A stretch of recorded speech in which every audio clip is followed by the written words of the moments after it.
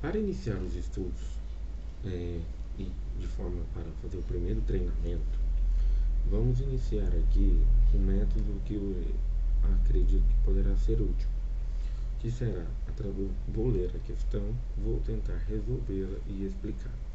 E assim, pretendo passar por todas as matérias: civil, processo civil, penal, processo penal, tributário, administrativo, constitucional, depois as matérias específicas, notas, RCPJ, RTD, RCPN, protestos, empresarial, muito importante. Pois bem, é, uma questão sobre o prazo para pleitear a anulação de uma escritura pública de compra e venda de imóvel realizada em fraude contra credores e lavrada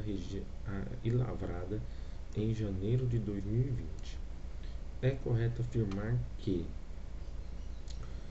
o prazo é prescricional de 5, constado do dia em que se realizou o negócio jurídico, decadencial de 4, prescricional de 3, prescricional de 4 e decadencial de 5 anos, sempre contado do dia que se realizou o negócio jurídico. Pois bem, para iniciar essa questão, é importante fazer uma distinção sobre vamos destrinchar o enunciado. E dessa forma, vamos iniciar fazendo uma distinção entre a anulação e o ato nulo. A anulação, ela visa atacar o plano da eficácia. Na escada pontiana, ela é dividida em três escalas, né? Existência, validade e eficácia. O ato existente, o ato válido e o ato eficaz. Então, quando estamos falando de anulação, vamos atacar o plano da eficácia. O ato será existente, válido, porém não terá eficácia. Existe uma grande distinção se o ato anulável ele pode ser registrado ou não pode ser registrado no registro de imóveis ou até mesmo ser lavrado, como é este caso. Como podemos ver aqui, este ato anulável ele foi lavrado, então há uma discussão, porém o entendimento majoritário é que o ato anulável ele pode ser lavrado, ele pode ser registrado, devendo a parte prejudicada, em tempo hábil, buscar a sua anulação, diferentemente do ato nulo. O ato nulo ele não convalesce, o ato nulo não prospera e ele ataca o plano da validade. O ato nulo ele existe, porém está ali contido, né? Ele existe, porém ele não tem validade. E se ele não tem validade, ele não tem eficácia, né? O ato nulo, é bom lembrar que, conforme o artigo 169 do Código Civil, o negócio jurídico nulo não é suscetível de confirmação, nem convalesce pelo decurso do tempo. É importante lembrar aqui uma exceção que está lá no artigo 48, parágrafo único, no Código Civil, que fala, é uma exceção bem específica, mas é interessante trazê-la, que decai em 3 anos o direito de anular as decisões a que se refere este artigo, que é sobre a constituição de pessoas jurídicas, quando violarem a lei ou estatuto, ou forem evados de erro, dolo, simulação ou fraude. Como aqui, o ato simulado no 67, o ato simulado, ele não se convalesce no tempo. Porém, existe essa exceção aqui, que quando houver simulação na constituição de uma pessoa jurídica, o ato terá, depois de 3 anos, ele irá convalescer. Então, é um ato nulo que convalesce. É uma exceção interessante e importante de trazer aqui. Outra questão que aborda aqui é a questão da fraude contra credores. A fraude contra credores, ela é um vício social e ela é abordada no Código Civil ao lado dos vícios da vontade ou os vícios do consentimento. Os vícios da vontade, eles são erro, dolo, coação, estado de perigo e a lesão. em outro momento, vamos abordar cada especificidade de cada instituto: erro, dolo, coação, lesão e estado de perigo. Porém, neste momento, vamos ater aqui a questão. E já falamos sobre a diferença entre anulação e já falamos da diferença entre um ato nulo. Então, ato anulável, ele é passível de convalescimento. Ato nulo, não. Realizado contra fraude contra credores. E a fraude contra credores, ela está aqui no artigo 158 do Código Civil. Os negócios de transmissão gratuita de bens ou remissão de dívida, se os praticar o devedor, já insolvente ou por eles reduzido à insolvência, ainda quando o ignore, poderão ser anulados pelos credores quirografados como lesivos de seus direitos. Então, através de uma ação pauliana, que é essa ação que visa anular um ato feito em fraude contra credores, que é um vício social, ela tem o prazo, né, e para poder pleitear a anulação. Aqui no artigo fala que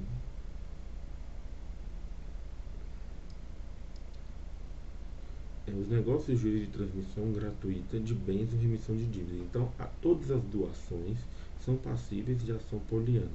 Negócios de transmissão gratuita de bens ou remissão de dívida. Se praticar o devedor já insolvente. Então, a pessoa ela não tem capacidade para pagar suas dívidas e ali ela faz um ato gratuito, um ato de doação ou perdoa uma dívida, né? Este ato é passível de anulação.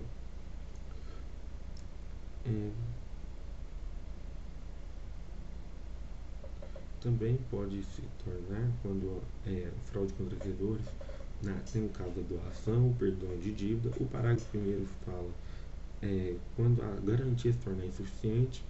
Por exemplo, eu tinha uma casa que valia R$1 milhão e dei em garantia a uma dívida de R$1 milhão. Esta casa, houve um desastre ali, a casa caiu, agora eu só tenho lote, só vale R$200 mil o lote. O credor ele pode pedir para complementar, se não complementar, pode caracterizar fraude contra credores. Ou também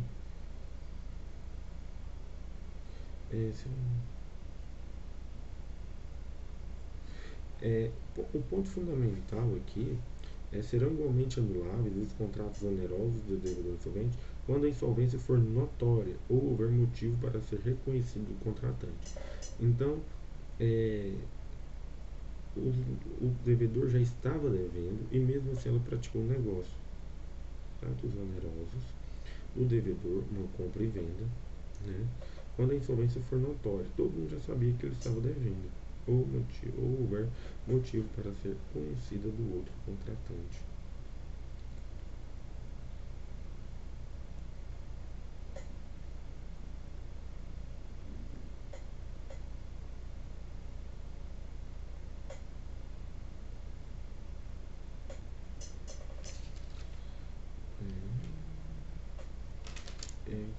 Quanto à questão da fraude contra credores, é importante citarmos aqui a Lei 13.097, que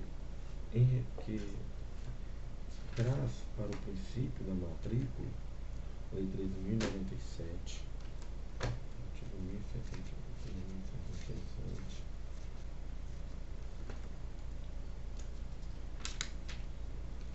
a Lei 13.097 de 2015, que traz em homenagem ao princípio da concentração da matrícula que os negócios jurídicos que tenham por fim constituir, transferir ou modificar direitos reais sobre imóveis são eficazes em relação a atos jurídicos precedentes nas hipóteses que não tenham sido registrados ou averbados na matrícula do imóvel. Então, aqui, quando você tem uma situação muito interessante, que a pessoa tem um cheque, uma nota provisória, ele protesta aquela nota promissória, ou ele tem ela, e a pessoa tem um imóvel, a dívida é de 100 mil, tem um imóvel lá de 1 milhão. Ele vendo que não vai dar conta de pagar, ele corre e para desfazer deste bem, sendo que já tinha sido iniciada uma ação. Então, a Lei 3.097, em homenagem ao princípio de concentração, diz que pode trazer para a matrícula do imóvel pode trazer para a matrícula do imóvel essas ações. E aqui fala no artigo 54 da 3.097 de 2015. Registro as seguintes informações: registro de citações de ações reais por pessoais persecutórias. Então, você pode registrar na matrícula e assim você vai tirar a boa-fé do adquirente de fraude contra credores. Vamos lá.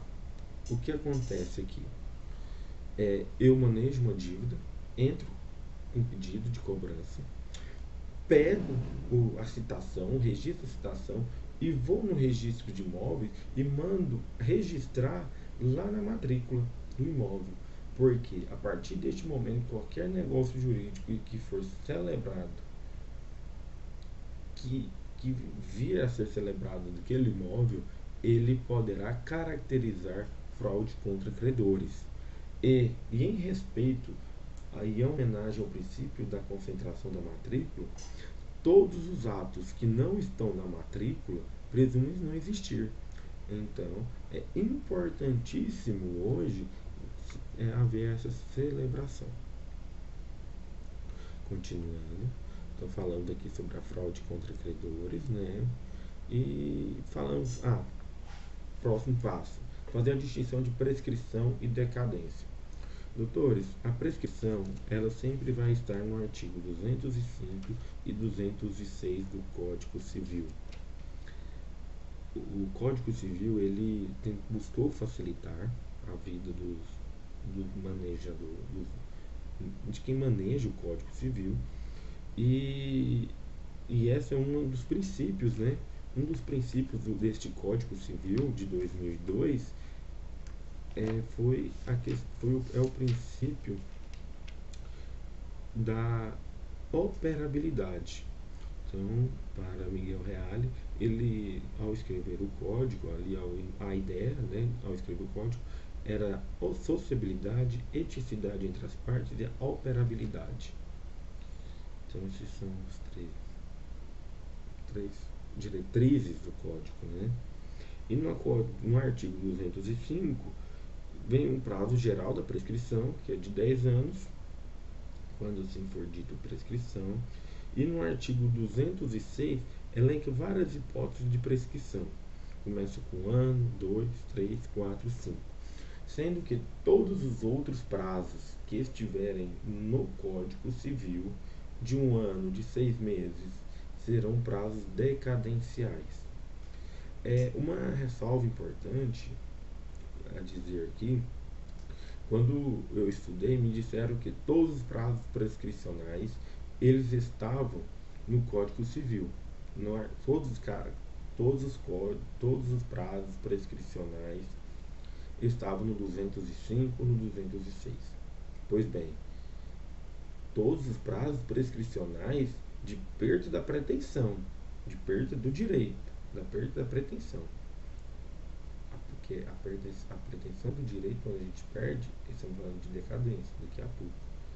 Mas os prazos prescricionais, existe ainda os prazos prescricionais de aquisição. É o prazo lá do uso capião.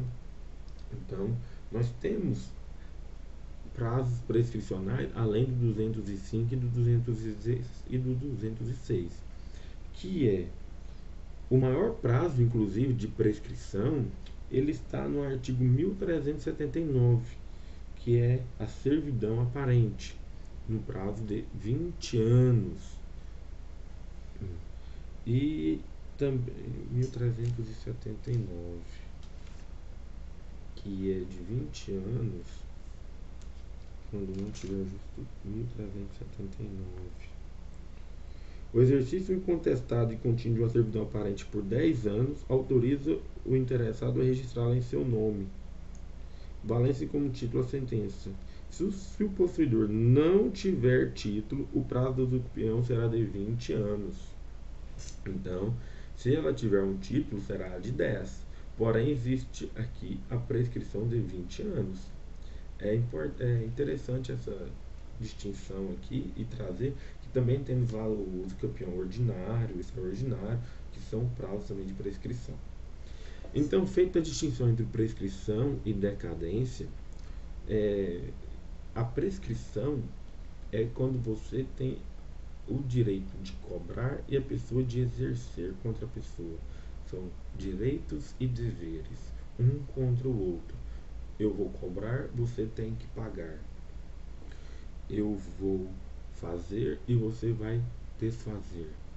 Eu vou pedir para você desfazer. Isso é a prescrição. Já a decadência não. A decadência é um direito meu. Na decadência, eu vou pedir ao judiciário que faça. Eu vou pedir ao judiciário que cumpra uma vontade minha. E se eu, neste prazo, não exercer o meu direito potestativo, ali o meu direito vai se perder no tempo. Pois bem, então, se prescrição é o direito de exigir e a decadência é o direito potestativo, aqui realizada a fraude contra credores. Se eu quiser anular, eu anulo. Se eu não quiser anular, não existe direito nenhum, ninguém vai cobrar isso, né? Então, daqui a gente já pode excluir que não é um prazo prescricional, e sim um prazo decadencial. E para os prazos decadenciais, aqui é importante a gente trazer o artigo 178. É de 4 anos o prazo de decadência para pleitear a anulação do negócio jurídico. Então, o artigo 178 ele é muito claro e diz: é de 4 anos o prazo decadencial. Mas vamos dizer que você não sabia desse prazo, que você não lembrava desse prazo, você ficou em dúvida se seria prescrição ou decadência. Lembre-se, a prescrição é a pretensão, você cobra de alguém alguma coisa para ela cumprir. A decadência é um direito potestativo seu. Se eu quiser, eu vou exercer o meu direito. Se eu não quiser, o direito morre por aí. Essa é a principal distinção. E o prazo de 4 anos é o prazo que o Código traz. Sendo que, no caso de coação, o prazo de 4 anos começa a correr do dia que a coação cessar. Erro, dolo, fraude contra credores, estado de perigo ou lesão, do dia em que se realizou o negócio jurídico. Pois bem, devemos lembrar que há uma divergência na doutrina, na jurisprudência, da teoria da actionata, que traz que o prazo de 4 anos não começa a correr de quando realizou o negócio jurídico, e sim do conhecimento da pessoa prejudicada. Que a teoria da actionata, ela busca preservar a boa fé, porque ali a pessoa pode celebrar um negócio, ficar calada, né, nos casos que não são de registro, né, nem no registro de imóveis, registro do Detran, RSPJ, e a pessoa fica calada esperando passar esse prazo. Quando ela passa o prazo, ela divulga. Então existe essa divergência da teoria da actionata para a celebração, mas para a prova aqui vamos nos ater ao texto da lei. E nos atos incapazes do dia que cessar a incapacidade, isso é muito importante trazer, que não corre prescrição contra os menores de idade. E também não corre a prescrição durante o poder familiar. Então, o código aqui não corre prescrição. Não corre a prescrição contra os incapazes. Quem são os incapazes hoje? Os menores de 16 anos. E o poder familiar vai até quando? Vai até os 18 anos. Então, o menor, ele fez 16 anos, a criança, o adolescente fez 16 anos, ali começa a correr a prescrição contra ele. Porque aqui o código fala não corre prescrição contra os incapazes do que trata o artigo 3º. Quem são os incapazes do artigo 3º? Os absolutamente incapazes. Certo?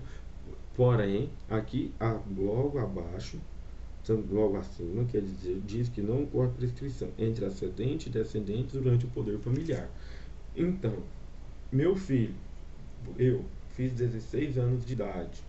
A prescrição contra todo o mundo todo contra mim começa a correr a partir dos 16 anos. Porém, a prescrição entre eu e meu pai, entre eu e minha mãe, entre eu e meu avô, só vai começar a correr quando eu fizer 18 anos ou da data da emancipação. Então, aqui nós explicamos a anulação, falamos também sobre fraude contra credores e fizemos uma pequena distinção entre decadência e prescrição, sabendo que o Código Civil traz um prazo de 4 anos. Pois bem, então a resposta é: o prazo para anular um negócio jurídico feito em fraude contra credores é um prazo decadencial de 4 anos contados do dia em que se realizou o negócio jurídico.